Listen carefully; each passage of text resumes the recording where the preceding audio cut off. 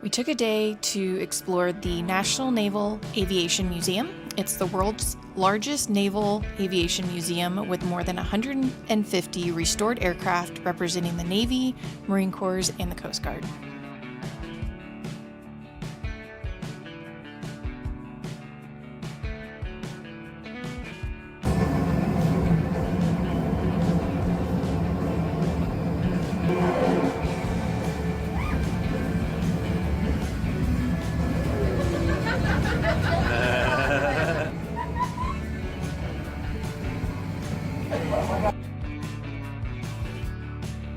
Walking in, the first thing you notice is the scale.